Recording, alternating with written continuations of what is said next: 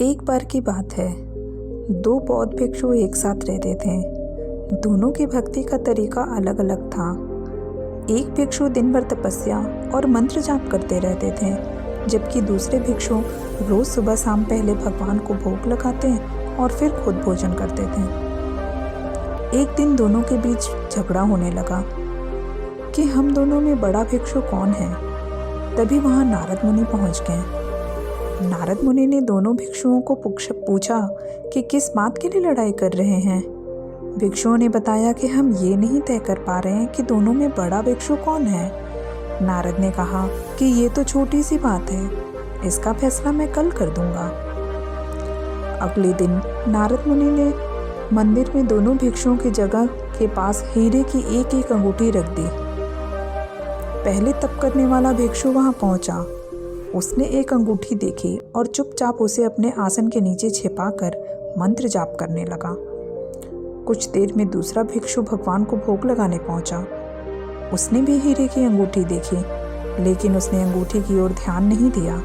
भगवान को भोग लगाया और खाना खाने लगा। उसने अंगूठी नहीं उठाई। उसके मन में लालच नहीं जागा, क्योंकि उसे भरोसा था कि भगवान रोज उसके लिए खाने की व्यवस्था जरूर करेंगे। कुछ देर बाद वहाँ नारद जी आ गए। दोनों भिक्षुओं ने पूछा कि अब आप बताइए कि हम दोनों में बड़ा भिक्षु कौन है। नारद ने तपस्या करने वाले भिक्षु को खड़े होने के लिए कहा। जैसे ही वह भिक्षु खड़ा हुआ तो उसके आसन के नीचे छिपी हुई अंगूठी दिख गई। नारद मुनि ने उससे कहा कि तुम दोनों में भोग लगाकर खाना खाने वाला भिक्षु ही सबसे बड़ा है। तपस्या करने वाले भिक्षु में चोरी करने की बुरी आदत है। उसने भक्ति के समय में भी चोरी करने से संकोच नहीं किया, जबकि भोग लगाने वाले भिक्षु ने अंगूठी की ओर ध्यान तक नहीं दिया। इसलिए वही सबसे बड़ा है।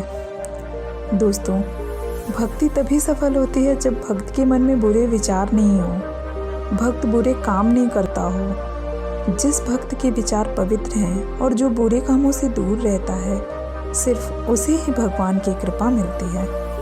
कहानी अच्छी लगी हो तो हमें लाइक और शेयर करना ना भूलें और हमारे चैनल को सब्सक्राइब करना ना भूलें।